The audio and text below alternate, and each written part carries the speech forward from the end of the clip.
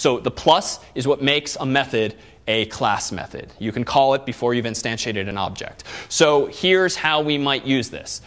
Here's a snippet of code, one line, that specifies how I can declare a pointer to an object of type student. All of that should be familiar from the world of C on the left-hand side.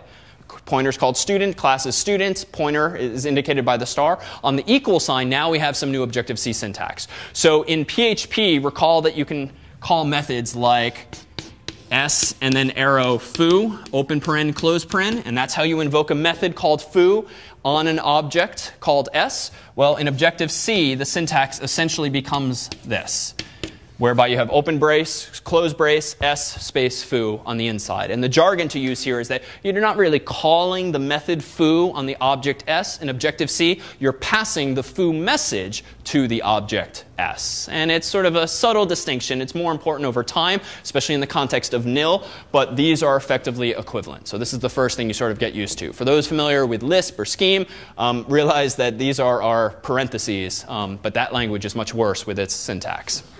All right, so passing a message. Now, instance methods. These are methods that, conversely, can only be called when an object of some class actually exists. So this is how I might declare some instance methods. And the very top, and you'll see things differently stylistically. Apple typically has the minus sign, space, then in parentheses, the return value of the method, then no space, then the name of the method, and then semicolon. Since we're just declaring the methods here, we're not actually implementing them. So on the top there, we have an example of effectively a getter. So instead of calling it getAge, it's just called age in this case. And then we have a method called setAge, and it takes an argument of type int, whose name is, the name of that argument is age. At the bottom, these aren't constructors per se. In Objective-C, the notion of a constructor is effectively broken up into two pieces. The alloc method, which you can think of as similar in spirit to malloc from the world of C, and then an initialization method. And this is not a language requirement, but it's a human convention. Almost always, when you initialize an object in Objective-C, you will call some method whose name begins with the word init. And the whole method's name might just be init, or it might be init with name. And the idea of Objective-C methods is that they're actually a little verbose in that in theory, they're supposed to read almost as phrases or sentences. So the name of the method at the third thing here is just init. And it takes no arguments, so you don't have to specify a colon or a data type or a variable name. But this one's method is actually called init with name and age. So it's kind of a funky thing, and the word is broken up. The method's name is broken up into two places. But to be clear, the name of this fourth and final method here is init with name and age. And the fact that it says and age here is just an Objective-C convention. Some of you might think this is ridiculous. You frankly get kind of used to it, and it's kind of pretty when your method calls read like sentences. But realize that this is very much a convention to construct things in this manner. Yeah? Parentheses before the name of the method? Correct. That's the type of the variable, the parameter age. So what about void? What about what? Is void? That's the return type. Okay. The return. So this is the output. This is the input. Okay. Output, or in this case, no output, hence void. And these are two inputs to this one. Okay.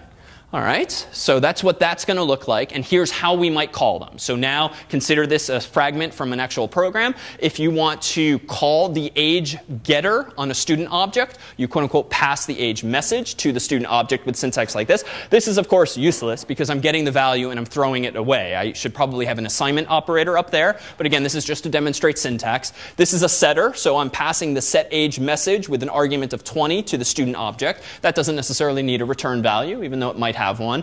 Student init, this is just initializing it. I don't know what that means. Maybe it initializes the student's name to John Harvard in some 1636 year by default or something like that. It's unclear, but it does some kind of initialization. And this is more explicit. And here too, realize you will get compiler errors early on if you forget that quote unquote is different from at quote unquote. And almost always, certainly for now, we're going to be using NS strings, not char stars. So that'll be the common case.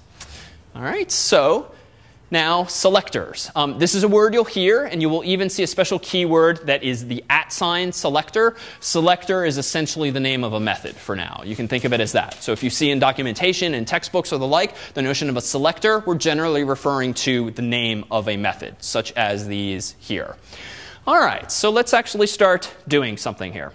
Let me go back to Xcode, and we'll still keep ourselves in the context of a command line application for now, just so that we don't get things cluttered with various iOS specific things. So let me go ahead and open up command line tool. I'm going to go ahead and call this students1.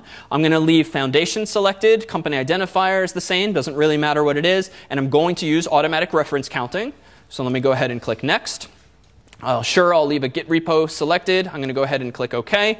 And now I have the same exact template that I started with before. So what do we want to do here? So let's go into, first, files that we don't need. I'm going to delete the man page, just so that we're not distracted by stuff we don't need to care about. I'm going to go into main.m. I'm going to close the right-hand side and recall that this is the boilerplate code, the sample code that I'm given initially. So let's go ahead first, though, and define the notion of a student. I'm going to go up to the project. I'm going to say new file. And you can also get to this from the file menu, as in most IDEs. And notice that I have a few choices here. And then early on, almost all the code you write will be iOS. Almost all the code I'll write today is macOS only. So I'm going to jump down to macOS here, just to keep things simple. And I'm going to choose Objective-C class. And I'm going to click Next.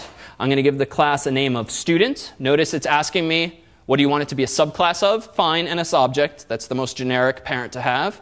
Now it's just asking me where I want to save it. I want to save it inside of my student's project.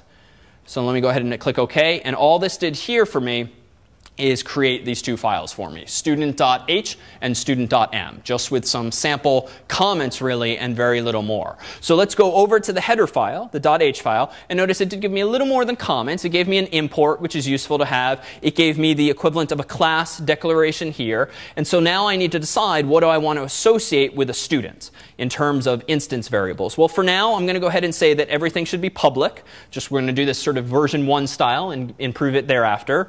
Then I'm going to give the student an age. I won't bother with year just yet. NS string. And notice, as with most IDEs, you get nice little autocomplete, which frankly can help you learn the language. And then name, star name. So this is now my class. I'm not going to bother having any methods just yet. So I'm going to go ahead and delete the white space. That's it. So this is pretty comparable to what we did at the very start of today with PHP, but we're using age now instead of year, just so we have a smaller number. And then this way you can play along at home with the sample code online. All right, well, let's go into now the M file. And the M file, by default, looks like this. Notice this line is important. Just like in C, if you have a header file you wrote, you'd better include or import it. And then as for the implementation, we're going to keep it super simple. Just like PHP initially, no methods. So that's it. Not a good implementation of a student, but at least it is a version 1. So now let's go over to main.m and notice that I again get this kind of skeletal code here. The auto release pool symbol for now is important just to keep. We'll tease apart eventually what it's actually doing, but again, it has to do with memory management. So what do I want to do? Well, let's go ahead and create an object called Alice here. So student star Alice gets, how do I, without looking at the online code, how do I instantiate an object of type student? Yeah, I'm back. Is it the braces? Oh, yeah, it's pretty close. Yeah. OK, good. So it would be the object type. So was it an NS object? Sorry, speak a little louder. NS object that was the type, or Oh, so we want a student object, though. okay. So what's the class in question? So as simple as student, yep. What's the method? So we want to allocate the student. So we need alloc, right? So recall that alloc is a class method, the plus sign, recall from the earlier slides, which just means you get this, you can call this before an object is instantiated. And that's perfect. Otherwise, we'd have a catch-22. You can't call a method on an object that's not being instantiated unless it's been instantiated already. So here we have alloc, which is a class method. So this is how we effectively malloc a student object. Now, wait a minute. In my .m file, in my student.m file, I had no methods deliberately a few minutes ago. How is there this alloc method in the first place then? Yeah. Perfect. It came from NSObject. So the value for us thus far of this inheriting from NSObject is that we get a few things for free, among which is the alloc method. So we can at least minimally allocate objects of any type, in this case student. So recall from PHP also, when you extend a class, as we did in PHP with the extends keyword, or in Objective-C with the colon symbol, you inherit all of the methods of the parent class, depending on visibility. So alloc is one of the class methods we then get access to. All right, so what's it yelling at me about? Well, I've already made a mistake, simple as this code is. It's not liking this S, it's not liking this A, so let's click on this symbol here. The red line then shows me the results of precompiling this with this error message. Use of undeclared identifier Alice. So this is one of those things. The same message would be pretty much the same in C. It's actually misleading. Surely the thing doesn't know who Alice is, but it's actually confused by what?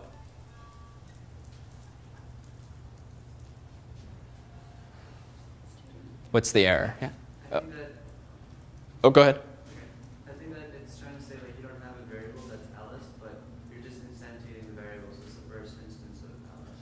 OK, so it's true that this is the first instance of Alice, but the explanation is actually a little simpler. I think I heard it's student. So when in doubt, if it looks like ALICE, that actually looks perfectly fine. It's a variable. It shouldn't have existed before then. Look to the left of it, and typically that's where your error is. And so, you know, what keyword might the compiler not yet know about student? Well, that's because I screwed up. I didn't do up here import, quote unquote, student.h. And recall from C, angled braces means default standard libraries that come with the system, quote unquote, are files that you yourself wrote. So let me go ahead now and save.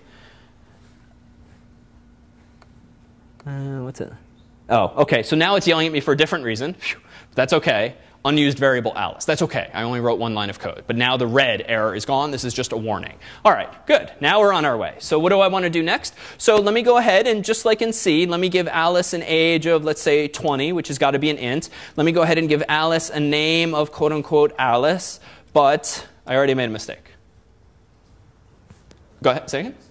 The @ sign, right? So recall that in student.h, I have a name property, or name field, called name, but it's of type NSString star, which means down here I'd better assign it at, quote unquote. And sure enough, if I click on the little error message here, incompatible pointer types, assigning NSString from char6. So char6, it's an array, char star effectively. So this is the compiler trying to explain as much to me too.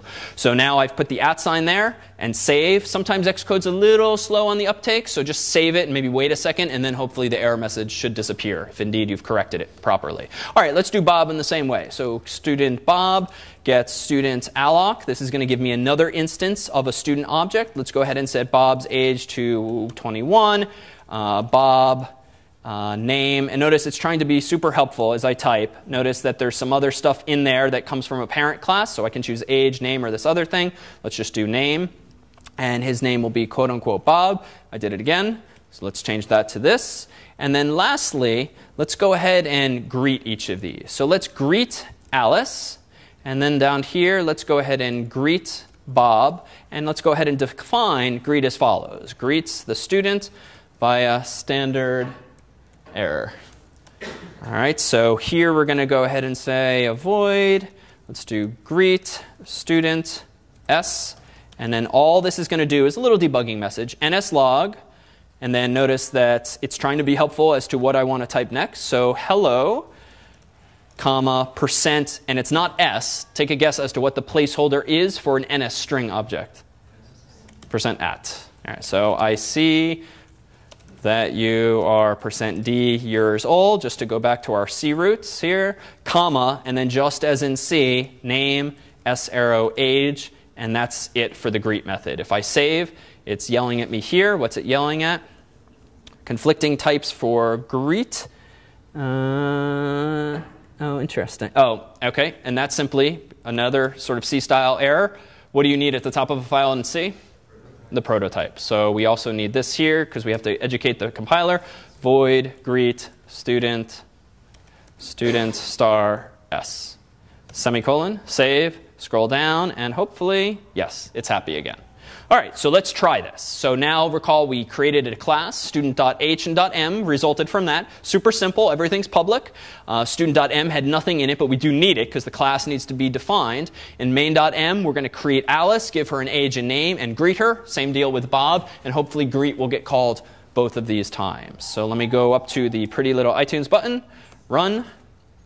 It's compiling, build succeeded, and sure enough, if I zoom in on the little debugger output, hello Alice, I see that you are 20 years old. Hello